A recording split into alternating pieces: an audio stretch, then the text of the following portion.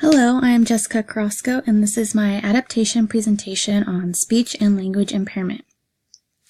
I would first like to share that I chose this topic because I plan to get a master's degree in speech pathology and eventually pursue a career as a speech therapist. So this project was very beneficial to me, and I enjoyed doing so. Okay, so let's get started. I will begin with an introduction of the topic and the presentation. It's important for me to tell you that speech and language impairment is the larger picture of many speech and language disorders and different conditions.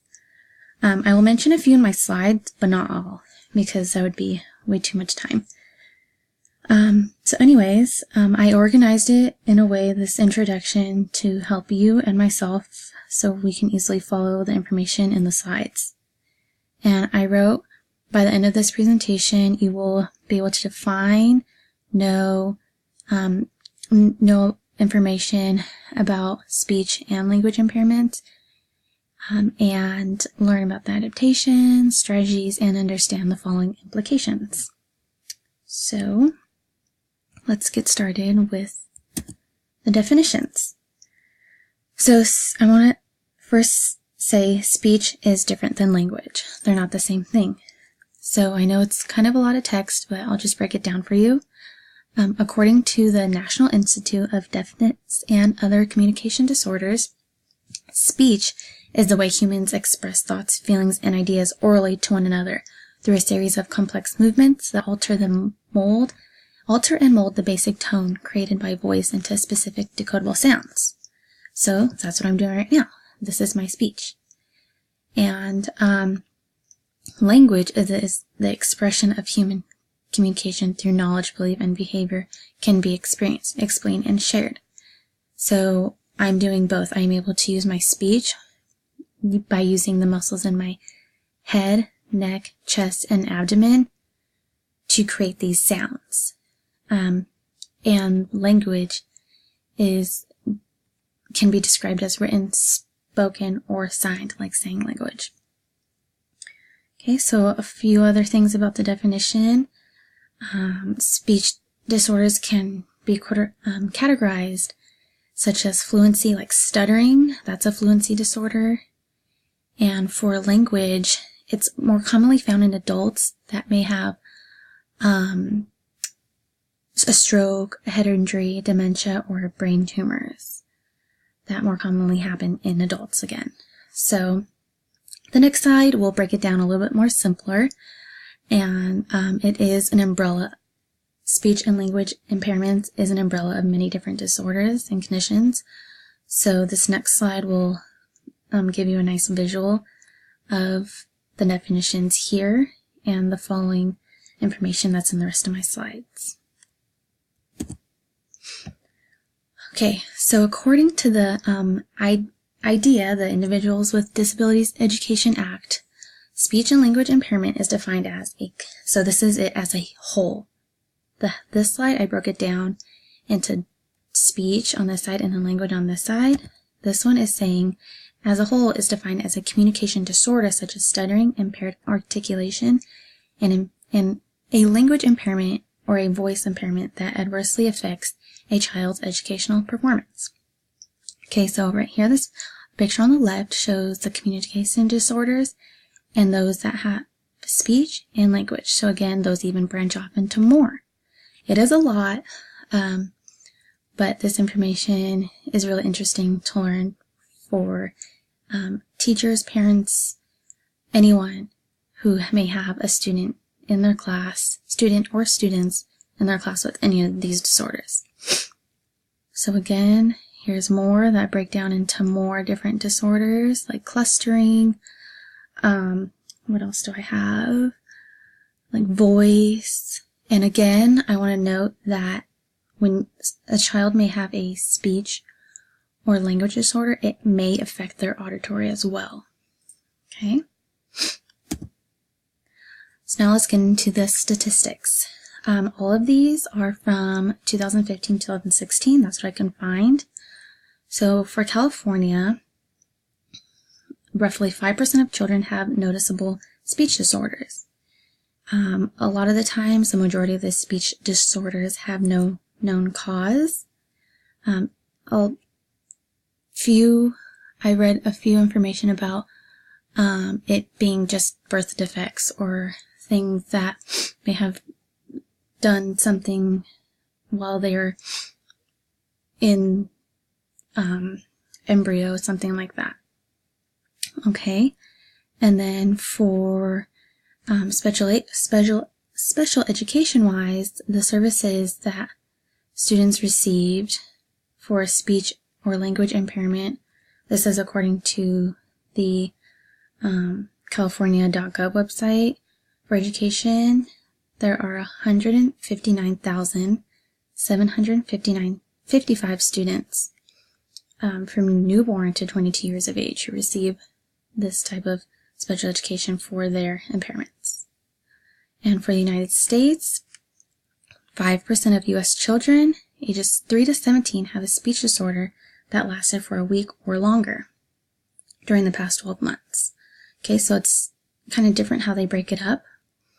And then I thought this was interesting. More than 3 million Americans stutter. And I have another thing, stat right here that goes with stuttering. And between 6 and 8 million individuals in the United States have some form of language impairment. So that's interesting as well. And over here I have some other stats.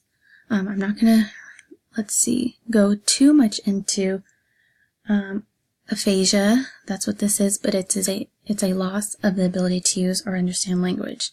And that happens more in adults. And nearly 180,000 Americans acquire aphasia each year. All right. Okay, so let's get into adaptations. It is so important to understand what types of speech language impairments students have in your classroom so you can adapt accordingly. I included a few adaptations that work for students who have speech and language disorders. So schedules and routines, because sometimes they can't verbalize what's going on, their questions. There needs to be a set routine or schedule so they'd automatically just know, okay, after math, I need to get my language arts book out. And it does hand and body gestures work tremendously, because sometimes students may know ASL, but the teacher may not. It's always important to make eye contact and use almost over-exaggerating facial expressions and cues so you can let those students know what's going on next. Okay, and then for materials, you want to always have writing materials available, and always visuals. Visuals are important for actually anyone. And technology is crucial because it helps them express what they may not be able to express verbally. So they can listen or create their own response on audio tapes, videotapes, computers, on their own at home, and then bring it into class if they're not comfortable in class like that. And they can use assistive devices such as personal amplifiers. I've seen these used in the classroom, and it's just like a little microphone that the teacher wears, and the student has like a little radio almost. It's an amplifier that just makes that teacher's voice louder and more clear so they can hear if they have any auditorial issues because of their speech and language impairments. Okay, so there are a ton of strategies for speech and language impairment, and I listed some here. I won't go through them all, but it is important to just meet the need of every student. I recommend that teachers have students complete an interest inventory or a student survey to provide the teacher with some knowledge about how their students learn, what they do to learn best, what makes them comfortable, what doesn't. So I think that is one of the most important things when thinking of and creating different strategies and adaptations for students with and without special needs. Okay, so I'll just read a few for, it's important to present only one concept at a time. There's no need to rush when working with students who may have a harder time taking in information because they cannot express their questions, their comments, ideas, or thoughts. Okay? And again, using computers in the classroom, modeling is super important because they need to be able to see, because they might not be able to hear or express with words. So they can see what is expected or what the activity requires. And for some implications. So for the classroom environment, I included that the noise level needs to be at a comfortable level, because sometimes students with speech and language disorders wear hearing aids or have the amplifiers. It can damage their hearing even further if the noise level gets too loud, and they can develop anxiety. Their affective filters go up, and that can create other problems in its own. So it's always important to have a positive, safe, and comfortable classroom environment. And again, provide anything else that student may need. That student should be able to sit in an accessible location so that they can work with a teacher or aide or another student. For academic instruction, again, modeling and the use of exemplars is important. Designing tests and presentations that are appropriate for the student. So it can be written instead of oral.